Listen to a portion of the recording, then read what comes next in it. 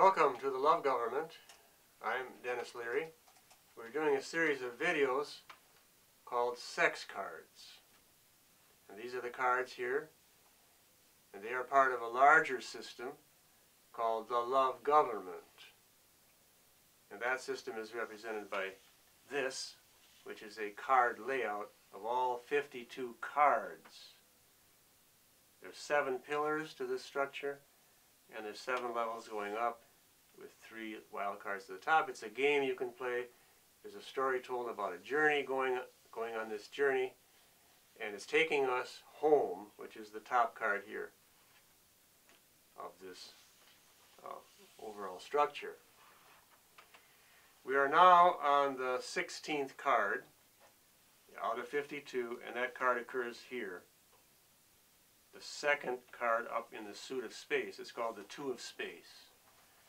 We are now going through this suit of space, which are the spaces inside of us, the spaces of our self, and there's 7 of them, the way we see it. The first is the body. Start with the body. The second, very closely to that, is the emotional level, or the feeling level here. This card is called feeling. So our bodies feel. I can feel my body. You feel your body sitting down, standing up, all kinds of feelings we have. And then there are internal feelings, which are more emotional. We feel good or we feel bad. We feel glad or we feel sad. We feel angry, mad, or boxed in, afraid, terrorized, unhappy, all kinds of feelings, anxious, go on inside of this system. But they're all under the generic name of feeling. And they divide in a couple of ways, and they're deep feelings or cheap feelings. These are the 2 sides of the cards. That's this card here that spins. The 2 sides are called deep feeling or cheap feeling. Let's take a look at the deep feeling side first of all. And that we have the king is sitting inside of a garden. Now the question is, what are these cards trying to tell us? What is the love government trying to tell us? What are the lovers of all dimensions telling us through these cards? Because these cards represent the action of love in these circumstances. The king, therefore, is sitting in a garden. He's a real king. You can see the armor of his foot and leg, and you can see the horned beasts around him. So there's a real man, so to speak, but he's in a garden. And he's in front of this wall, which is in back of him is civilization. So the king represents the epitome, or the crown of civilization. But this king is in a garden. The garden represents woman, traditionally. So the king is with the woman. He's in the woman. This is the Garden of Eden. Eden in Greek, which is the Bible language, what means pleasure. So the woman is pleasure, and she's in a garden. And the king supports that in this system.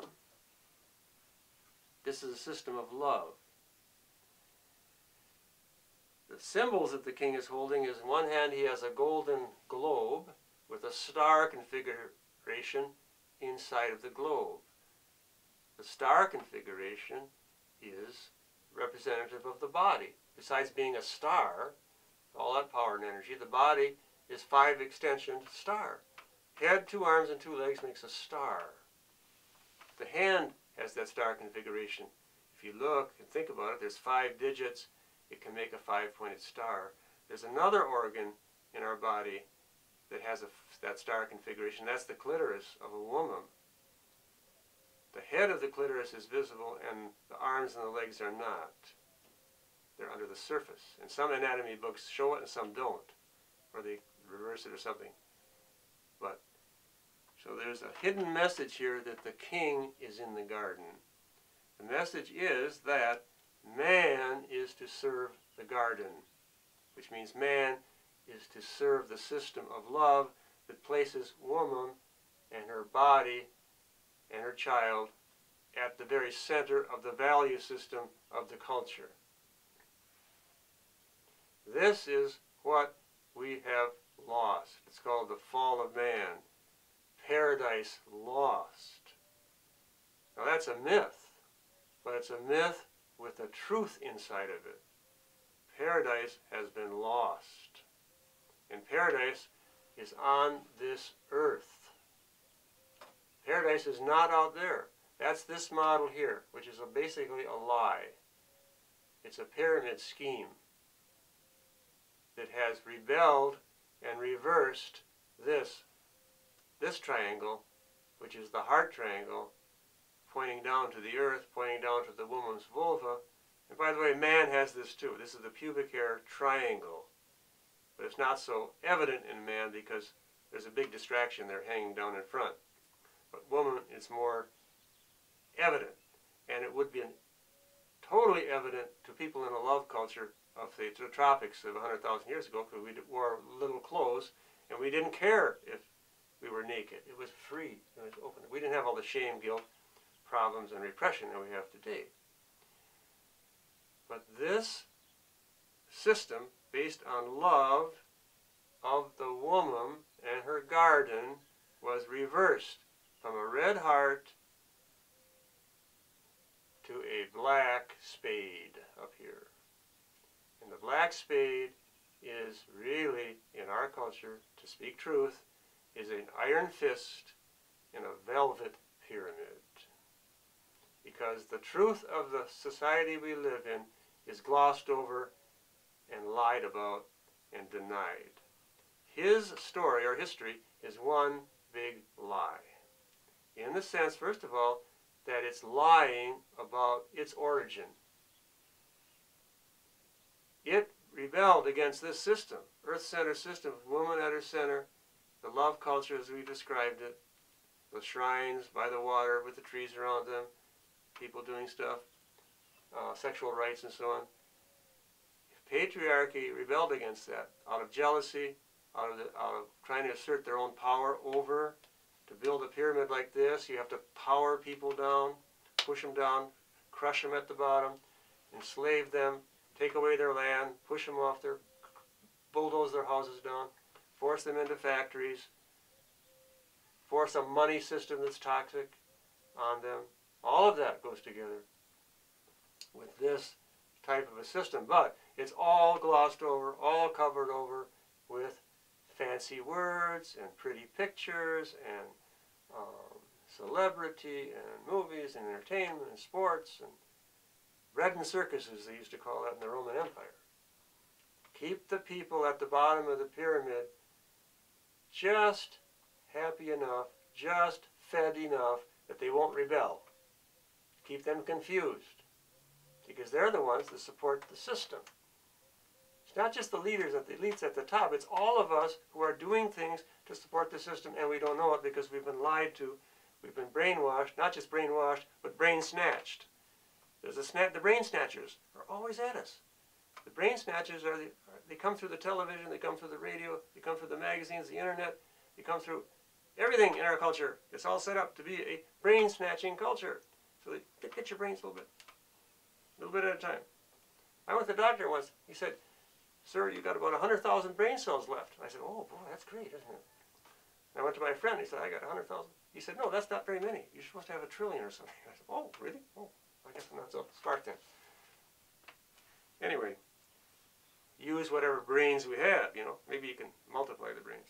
But in our culture, the brain power has been diverted into technology and into banking, bankster-like, and entertainment and sports and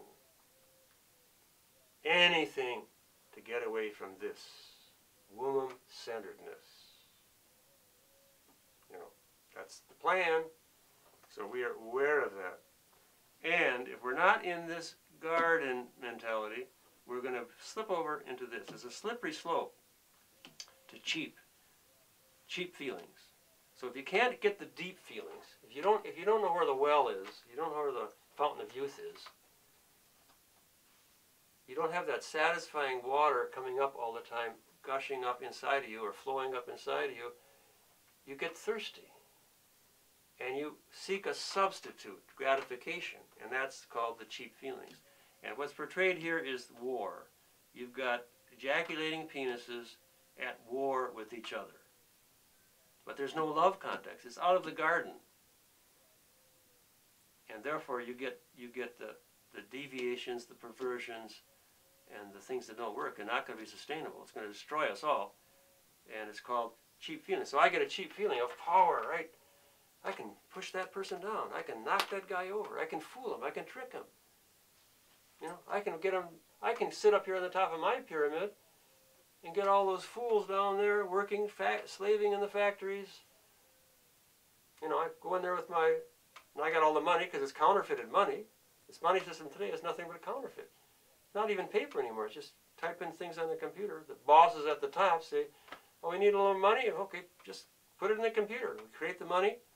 Then we lend it out, and then people have to give us real goods in return, of course. But it's all a counterfeiting system. It's all a big scam. So, and it's all cheap, but it looks like expensive. But it's cheap, but it's very, very destructive. It's destroying the planet. It's destroying millions of people, causing great suffering. And yet, we tolerate it because we're brain snatched. Our brains are gone.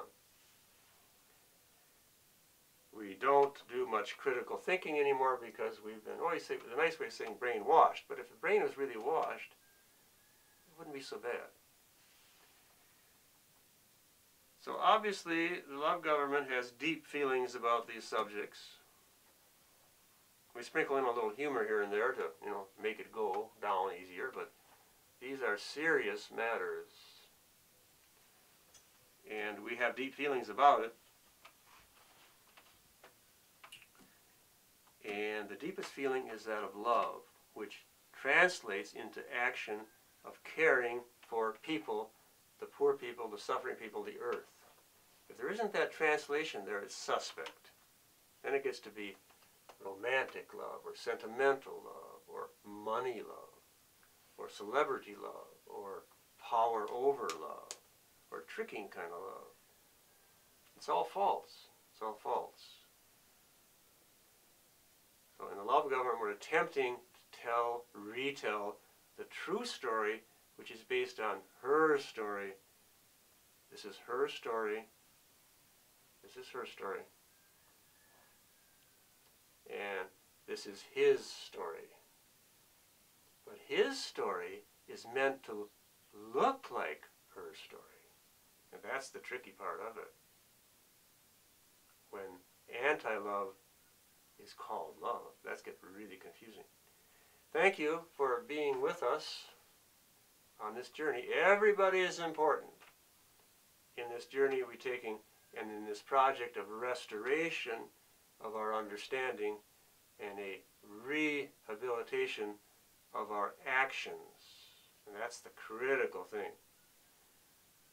Not to do things that go against what we say we want. See, that truth is bringing into alignment actions with words. Thank you, and we end with a sign sometimes, give you the sign of love. This is an L for love. So we give you a sign of love. Love, love, love, and